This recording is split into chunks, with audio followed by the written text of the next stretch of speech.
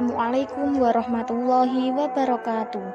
Perkenalkan, kami dari kelompok 3 akan mempresentasikan hasil kerja kelompok kami tentang memahami dan menganalisis pengelolaan zakat kontemporer.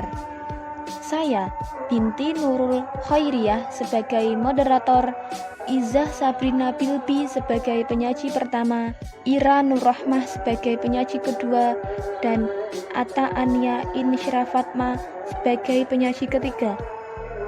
Langsung saja kita simak materi dari penyaji pertama. Definisi zakat kontemporer. Zakat kontemporer adalah jenis zakat di zaman modern yang bentuknya beragam dan senantiasa berkembang sesuai dengan zaman.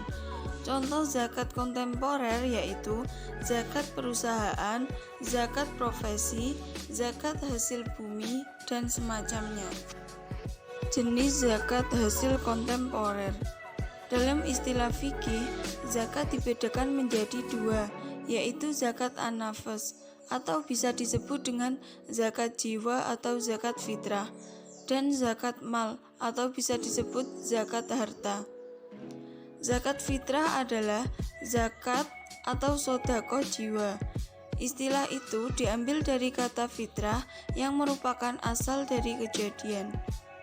Zakat mal atau harta adalah zakat yang dikenakan atau harta mal yang dimiliki seseorang atau lembaga dengan syarat-syarat dan ketentuan yang telah ditetapkan.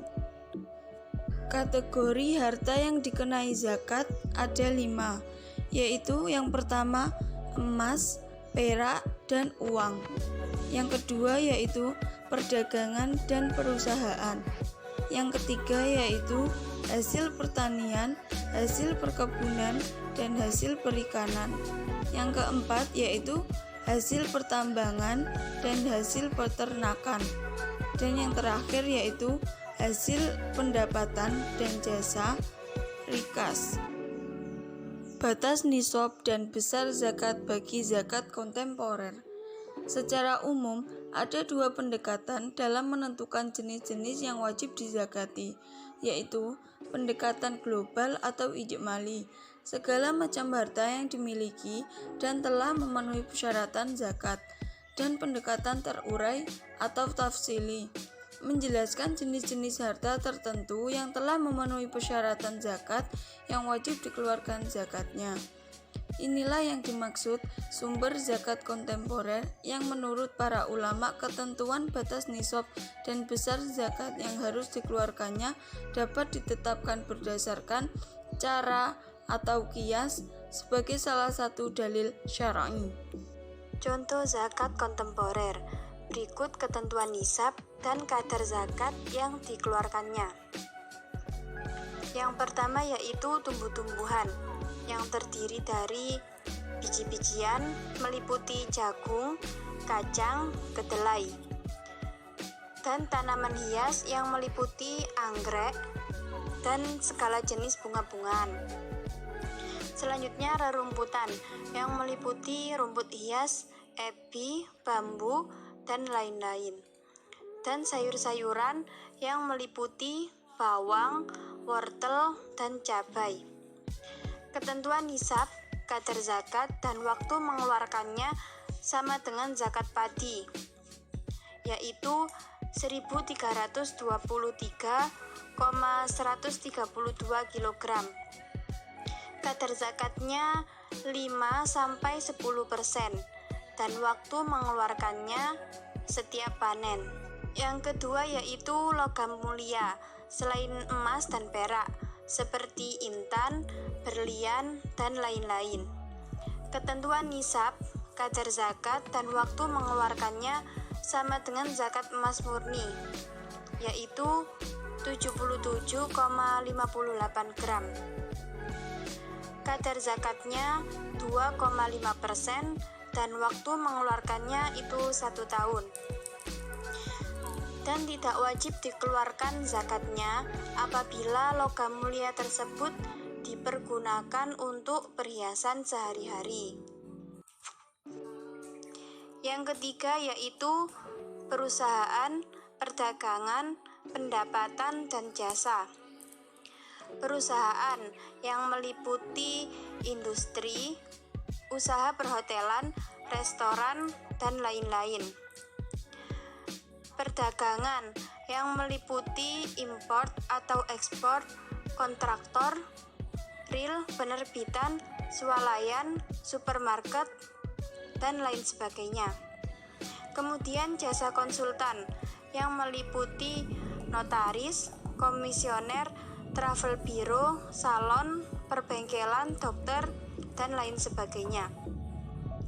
Ketentuan nisab, kadar zakat, dan waktu mengeluarkannya itu dikiaskan dengan zakat emas murni, dengan catatan seluruh kekayaan setelah dikurangi kewajiban-kewajiban yang harus dibayar, seperti contohnya pajak. Yang keempat yaitu hewan ternak jenis unggas seperti ayam, bebek, dan lain-lain. Ketentuan nisab, kadar zakat, dan waktu mengeluarkannya dikiaskan dengan zakat emas murni.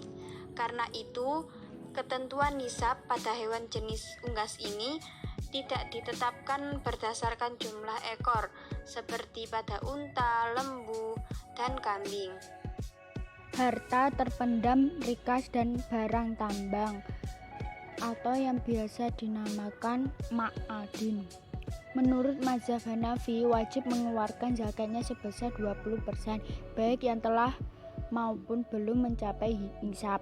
Sedangkan jumhur ulama Malikiyah, Syafi'iyah, dan Hanabiyah, zakat rikas adalah 20% tanpa ada hisab, kecuali mazhab Syafi'iyah, sedangkan zakat ma'adin adalah 2,5% setelah mencapai nisab, yaitu senilai nisab emas murni. Tujuan pengelolaan zakat: 1. Meningkatkan pelayanan bagi masyarakat dalam menunaikan zakat sesuai dengan tuntunan agama. 2. Meningkatnya fungsi dan peranata keagamaan dalam upaya mewujudkan kesejahteraan masyarakat dan keadilan sosial. 3. Dan meningkatkan hasil guna dan daya guna zakat. Hikmah pengelolaan zakat: 1. Membersihkan dan mengikis akhlak yang buruk, menghindari kesenjangan sosial antara agniya dan du'afa.